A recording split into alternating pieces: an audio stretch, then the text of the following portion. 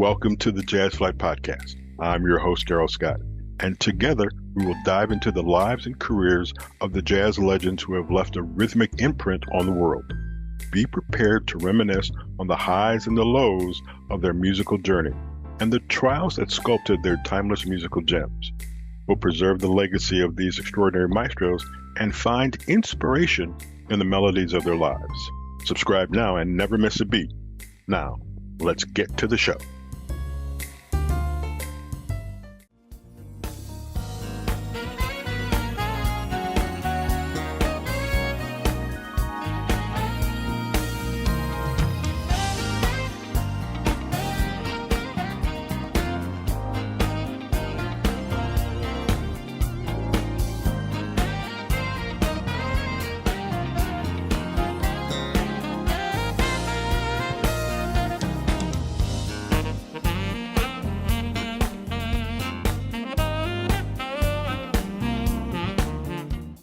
Hi there. Welcome to the Jazz Flyte Podcast. I am Darrell Scott. Our guest today is a man who, first of all, we have to thank him for his military service. Served some years in the military.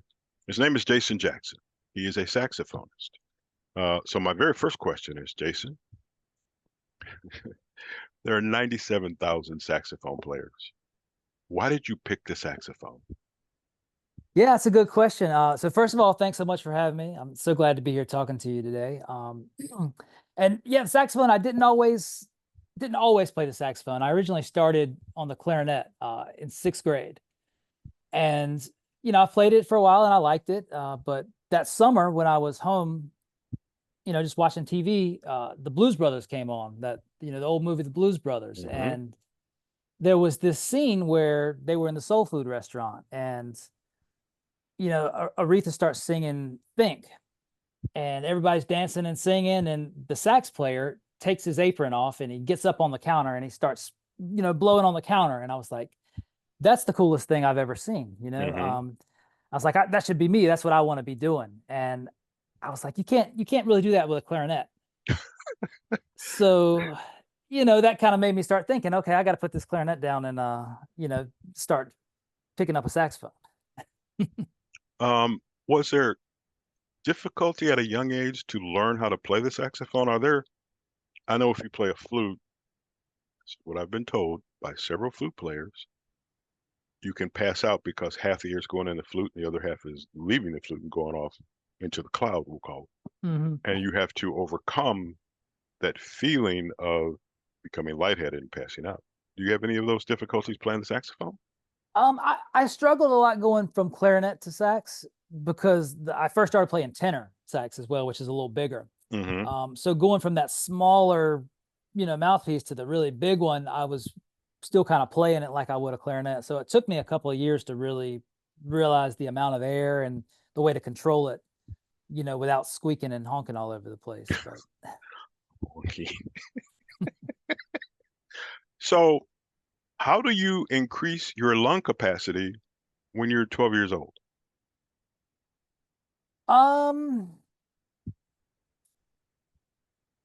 That's a good question. Really just playing a bunch. And then when I finally got serious about it and started taking lessons, from a professional, they told me, hey, you got to play long tones, right? Which is the most boring thing you can ever think of. It's just playing one note and holding it out for a long time, right? Right. That sounds really boring, but it really does do a lot to, one, get your, build up your air capacity, but two, it strengthens all your muscles in your embouchure, which are all the muscles you use to play. So, Is that what is called circular breathing? Where does that fit in?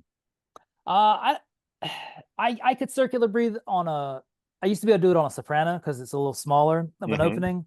Mm-hmm. And that's where you're breathing out you're still pushing air out while you're breathing in. So you're able to like continuously play a note. But I haven't found that much of a use for it in my playing. So I kind of let that skill kind of go away, but it is a cool trick. I have a friend who does that and holds a note forever. There's a video out there of somebody at a concert doing that. I can't even fathom that. I can't. You breathe out and breathe in at the same time. I have a tough enough time spinning my hands in two different directions. The breathing Right. thing is not what I'm going to do.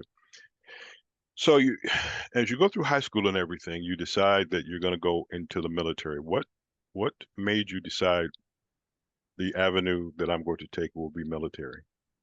So I didn't actually decide that until I was almost 30. I think I was Oh, 29 when I went off to boot camp. So they used to call me Pops because I was the oldest guy there, a bunch of 17, 18-year-olds in there.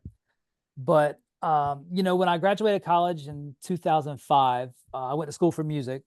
So I wanted to do music, and that was always the goal. But once I graduated, life kind of started. So it's like I hmm, was engaged. I was trying to save up money to get married and for us to move in together. And so I had to I got a retail job, right. and I just worked and worked and worked and kind of worked my way up. And eventually I got into like retail management. Hmm. And at some point, I ended up applying for this job out in New Orleans, which was a retail store, but it was on a Navy base. It's called the Navy Exchange. And I ended up getting that job and moving out to New Orleans. Um, I left my wife at home to kind of, finish everything up. And then the plan was for her to move out there with me to New Orleans. But when I get to my store, I've got an office and it's got a window. And as I'm looking out the window, I see this sign and it says Navy Band New Orleans. And that sign just kept calling me. And as you know, I spend 8 hours a day in my office and I'm looking at this sign and I'm like, that's interesting. So I happened to have a friend of mine who was actually a trumpet player in the Navy. So I Hmm. gave him a call and asked him, well, what's this whole thing about? And he told me, he said, well, he gave me all the good stuff, all the bad stuff, all the ugly stuff about it. And after listening to that, I was like, okay, well, I think I'm gonna give it a shot. So I walked over there, met some people, ended up getting an audition a week later, and from then on, that was it. Like like I said, my wife hadn't even come yet, and I had already you know, moved Wow. on to this other career. She comes down and the first thing you say is, "I've got a new job, honey." Yeah, Uh, and luckily we had talked about it before, so that wasn't the first thing she had heard was, "Oh, hey, by the way, welcome. I'm I'm in the Navy now." oh, So I had you hadn't even enlisted yet. no, that was just like like a working at Target kind of job. So I was just what they call a DoD civilian. Oh my goodness. So yeah, I wasn't enlisted or anything. So I was like, then once I got when I won the audition, then they said, "Okay, now you enlist." I want a simple life. I don't. There's too many complications. That's just me, though. So now you're in the military. You're playing in a band. You're traveling the world. What's the coolest thing going on with you? Because I just can't imagine that all of a sudden you're playing here and you're traveling all over the world. Uh, so you have to temper your enthusiasm for seeing different countries, but yet still play your horn. Yeah, and I guess it's almost like there's so much to do with that job that you don't even really get to think about much else because it's Hmm. always like we're preparing to go here and play this, but then we got to prepare and do this and that. So you've always got a full plate. So there's never a ton of downtime where you can really, go out and explore and Right. you might have a day off here or there, but you're there to work and they don't let you forget that. Oh, sounds like no fun. Yeah. Um, so when did you rehearse your songs? Because you have countless numbers of songs to learn, correct? Yeah, there's actually a ton of time because our work day is like anybody else's. It's usually like Monday through Friday. Right. We get there at 7:30 and we're there till 4 or whatever. But all that time, if there's no gigs lined up, then it's Hmm. rehearsal slots. So it's a lot of playing. But like you said, a lot of music too. So there's plenty of time to rehearse it and learn it. At least Did in the you beginning. did you ever I don't want to say confused, but are you ever at a I forgot this song and I'm thinking about this song you're thinking of doing I don't know whatever song A and they change the order and they say we're not going to go A B C we're going to go C D A. Do you have to kind of gather yourself and go I got to remember that song? um, Not so much individually. I have had it a couple of times where person that was in charge of us and that was conducting us Right. would call a song over here to his left side and then change his mind, but only say it to the right side. And then, give the downbeat, and we're playing two different songs at the same time, which is really embarrassing, especially when you're in front of, these, like a Japanese military band. We were kind of going head to head. And, Right. When something like that happens, Wow. it kind of is embarrassing, but. Wow. All right, let's take a moment for our fans to listen to something of your music that you've played. Let's go and take a look at or take a listen to All the Way, which features Julian Vaughn on the Jazz Flyte Podcast with our guest, Jason Jackson.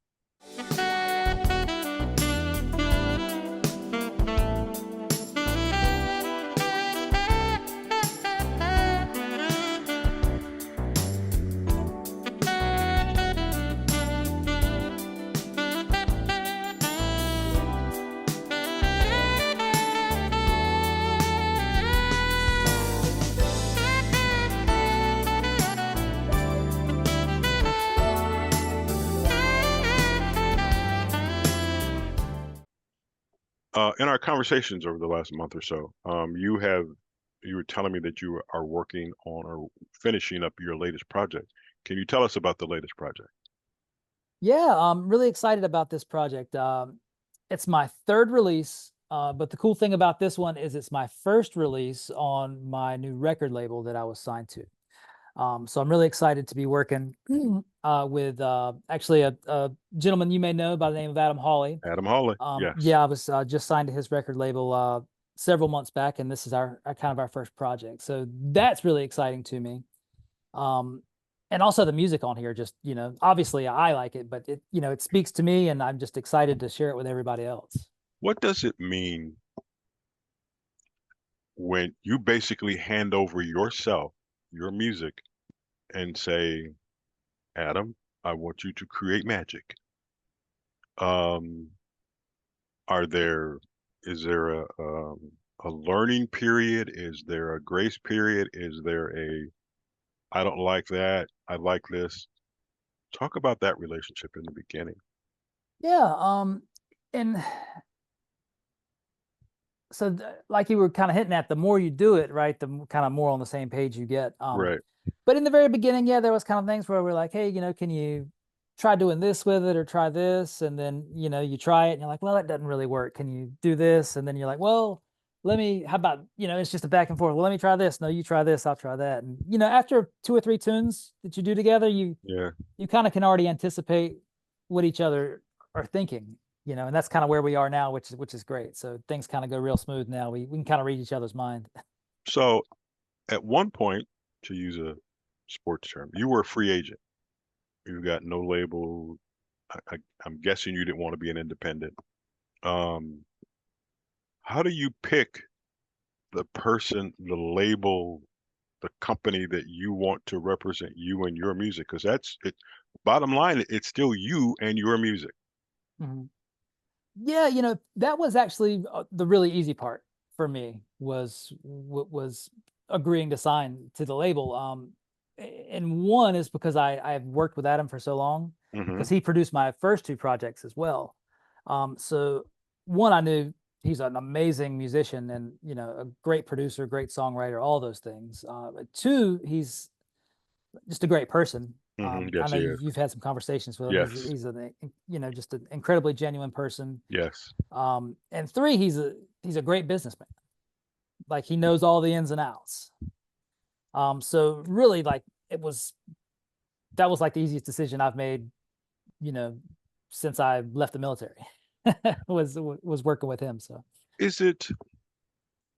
think of, like I said, you're a free agent. You have a wealth of people to choose from. What was you've mentioned that the characteristics that he had. Were there not other people who had the same characteristics? There has to be some underlying factor that goes, I'm going with Hawley. Yeah. There are so many great producers out there. Especially in the smooth jazz world. Like, right. There's really some superstars out there. And during the pandemic, this was 2020, right? I knew everybody was at home. I was at home from work, and that's when I really decided, okay, I'm going to get serious and really put out a project. And I just started kind of looking on social media and checking everybody's pages out. And Adam's page, kept kind of sticking out to me. So I Yeah. started stalking him a little bit, right? I was on Instagram and Facebook, and he was putting up little clips of like some of the songs he's written Right. for Yes. people, and man, and everything he played like just spoke to me. I was like, man, I can hear myself playing over that. And he was really the only one that I saw and all of it was amazing, but this stuff like actually jumped out of the screen at me. It was like, this is your sound. Were you nervous when you first spoke to him? Yeah, absolutely. I actually, like I said, I was stalking him on social media. So I found his email address on his, I think it was on his Instagram. Right. And I was actually laying in bed. It was probably about 12:30 at night. I was, just laying there, the lights were off. And I just typed him up an email. I was like, hey, Adam, my name's Jason. I saw your stuff online. I was wanting to make a record. I was, curious if you'd be interested in, possibly helping produce some of it. And then I sent him a demo. And I looked at it. And then I deleted it, right? And then I just put the phone down and I laid back down. And Right. but then like I kept stirring, like I couldn't go to sleep. So I sat back up, picked my phone back up, retyped it, sent it, and then just put the phone down, right? And I was like, Right. oh God, I can't believe I sent it, right? And then probably about 3 to 5 minutes later, the phone buzzed. And I was like, oh God. I was like, that's him. And I was scared to look at it, right? So I pulled it, it was him. And then he said, oh, hey, what's up, man? He said, I'm actually listening to your stuff right now. He said, I dig it. He said, I'd love to make a record with you. Call me tomorrow. He gave me his phone. And from then on, that's been it. I called him and we did it, and we've just kind of been inseparable ever since. I wish everything were that easy, because I'm trying to reach out to people and you get nothing. Yeah. And it becomes frustrating. Well, again, that's right. It was meant to be, right? Right. Oh, exactly. I mean, you did the right thing. And then sometimes, did you go, why didn't I do this earlier? Yeah, every day I think that. Just where would I be if I'd have done this even just 2 days ago, as Right. opposed Yeah. to waiting until this long? Yeah, I think about that a lot. But like sometimes things just have to fall into place, and sometimes it takes your experiences from the past to kind of get you where you are today. So right. Not too mad at it. But you're glad, very much so, that you have done it. Yeah. How long did it take you to put together this latest project? I'd say we started working on it probably about a year ago. Oh yeah. Yeah, probably about a year. When we first started, we weren't moving all that fast. And then, as we got a little closer, we started picking up steam, and then toward the end, we were, it was just like things shooting back and forth. We were just knocking it out. But yeah, we took our time and kind of discussed things back and forth. And I can't imagine, having talked to him, don't get me wrong, having talked to his better half, he's busy. At what point do you go, I need to, and I don't know if you felt this, that he wants to put it down, but I want to keep going. You know what I mean? He wants, because he's got, and I go blank on the roster, but he's got so-and-so that he needs to get done. Or is it a question of Tuesday is Jason's day, Wednesday is Darrell's day? Is it that kind of thing? That would probably be a question better for him. And if you get the answer to that, I'd like to know it, because I'd really like to know how he does everything he does. But with me, like every time I've ever sent him something, like it's always like, okay, cool, I'll check it out. And then within like an hour or so, he's like, checked it out, and he's already made suggestions and this and that. And so I don't know how he does it, but remember when I was saying he's a good businessman, like he's organized, and he's, he can always make you feel like you're the only person in the room, which is the one thing about every musician I've interviewed or talked to. My question always is, how do you manage your time? It's time management, whether it's, you don't have to be the whole role that Adam has, but you've got songs that you're working on. You need to rehearse the songs. You're getting ready to go on a tour, which we'll talk about in a minute. You got to rehearse. You got a family. If the kids are school age, are they playing soccer? Are they playing basketball? Are they going swimming? You've got to get around and somehow make all this fit. Michael Lincoln told me he has a room up in his attic, soundproofed. No one can hear it. He goes, and I go up at like 4 o'clock in the morning. But then how do you rest for the rest of the day? Right. What you do affects your entire day.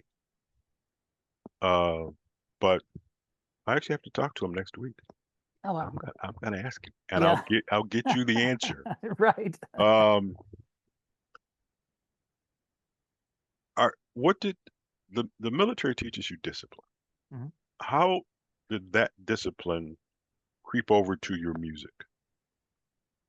Yeah, that's a great question. One of the things with the military, like you said, right, is that if you say you're going to do something at a certain time, or you're told to do something at a certain time, like there's really no choice but to do it, right? Mm-hmm. Because you don't get to say, oh, I'm just going to do it later, right? Right. So it's kind of one of those things where if you say it or it's asked of you, it's in stone.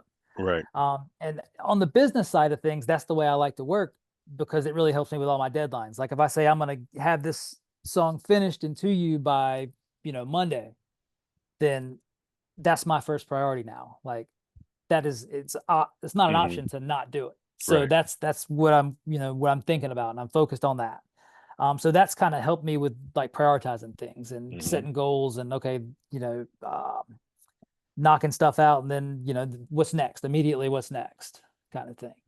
So that's definitely where the discipline side of it has helped out. Do you have a side hustle? Do you have a second job? I teach lessons. I don't. Back in the day, general term, musicians only had the one job, which was being a musician. Mm-hmm. Each one of you that I talk to has what I call a side hustle.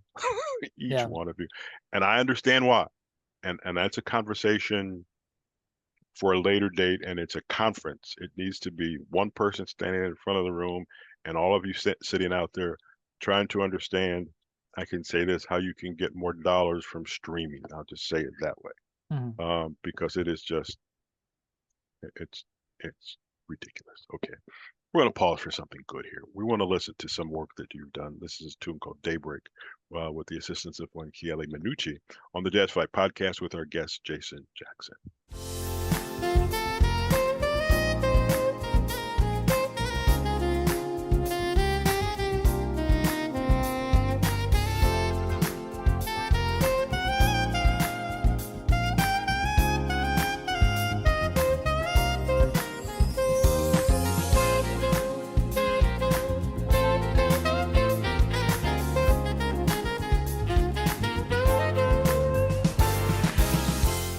Welcome back to the Jazz Flyte Podcast. I'm Darrell Scott. Our guest today is one Jason Jackson. We just heard Daybreak, some work that he has done in the past. He's got a new record out that is coming out end of October. Yeah, October 25th. You excited about this? Absolutely. Yeah, I'm excited to share it with everybody. In our previous conversation, you mentioned that you're about to embark on a cruise with Dave Koz. Yeah, really excited about this, getting to spend a week in Italy, with Dave Koz and all these great musicians. It's a rough life, right? Okay. You taking the wife and kids? My wife's coming, yeah. What are the kids going to do? No, I don't have any kids. Just dogs. Okay. My mistake. Just dogs. So they'll be just fine hanging out. What kind of dogs? I got a pit bull mix and a black lab. I'm not coming to your house. You don't even have to worry about that. It's true what they say. The pit bulls are the sweetest dogs. I've heard that. I have several friends that have them. I know a guy that breeds them, and he's like, as long as you treat the dog right, you're fine. And don't get me wrong, we have a husky here, and it's like all he likes to do is sleep. Yeah. But the greatest thing is when he talks, and you just sit there and you kind of go, Brody, shut up. Just be quiet. Just stop. But he goes berserk. How do you prepare for this week-long cruise to Italy? I mean, you got to pack clothes, you got to pack equipment. You're gone for a week. You got to button up the house. There's a whole litany of things that you have to get ready for. Yeah, and that's another thing that I kind of learned from the military, right? Going out all the time, but also like living on a boat, right? For the Navy. Right. Yeah. You have to be really conscious about what you bring with you. So I kind of got in the habit of making checklists, like Mm-hmm. so I can really think about it beforehand and really Right. plan everything out. And then I just have the checklist by my suitcase. And as I pack, I'm literally checking things off. Got it, got it, got it, got it. Wife do the same thing? No, she's more like a tornado.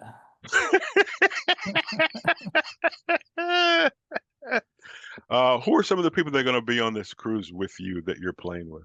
Oh gosh, so many great people. Obviously, Dave Koz is going to be there Right. hosting. Christopher Cross is going to be there headlining.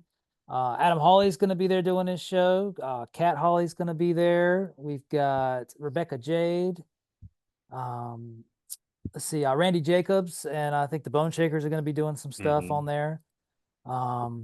Eric Darius. So many, great artists. I want to ask Eric, does he work out every day? Because that thing he does where he jumps in the air and kind of does the splits is amazing. And it also lets me know that he's young. Yeah, 'Cause yeah, he can still do that. But that's amazing. it is. And the fact is, it seems as though every show he does that. Oh, he's got to now, right? Exactly. That's going to be, if I ever get a chance to interview, that's going to be one of the first questions that I ask him is, dude, how do you keep this up? What are you doing? Yeah. This has been a pleasure. I've truly enjoyed talking to you. As I said earlier, we didn't know a whole lot about each other in the very beginning, but this is an opportunity for us to create this relationship with whether it's just you and me, but also about your music. We will do everything in our power to get it on. It'll be on our social media. Yeah. People can see it, hear it. We will follow you. Anything you do new, if you want to send it to us, we'll put it out there on the social media and make sure that this music gets out to the masses, as I call them. I'm trying to come up with a different nickname for listeners, but most of my producer doesn't necessarily like all the names that I come up with. Right. But it's fun. You're a class act. Once again, thank you for your military service. Appreciate it all. Good luck to you in this short window of time of going for music. You said you started in 21. It's now 24. You've got 3 projects out there. They're all doing very well. What are, obviously your hope is to keep this going. Anything else you got going on that you want to talk about? Let our listeners know. That's really it. Just trying to keep putting out good music and trying to play out as much as possible. That's kind of my focus now is, get to as many places, as many festivals, as many clubs as I can. Just trying to, get my music out there, 1, and 2, just meet a bunch of different people and a bunch of different other artists too. We'll do what we can because there's a whole bunch of folks we've had on this show that we try to get everybody together. Yeah. Jackson, appreciate the time. You got some really good music, man. The songs that we played today, and I can't wait to hear the new project and everything you got going on. But we appreciate the time and thank you again for your time. Yeah, thank you so much. Thanks for having me. It's definitely been my pleasure. Not a problem, sir. You've been listening to the Jazz Flyte Podcast. I'm Darrell Scott. We will talk to you next week.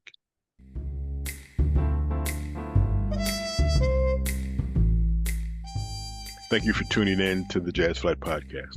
I hope you enjoy these stories and soulful melodies that groove through the doors of time. If you want to stay connected with the latest updates and episodes, don't forget to subscribe to my channel and hit the notification bell. Until next time, I'm Darrell Scott.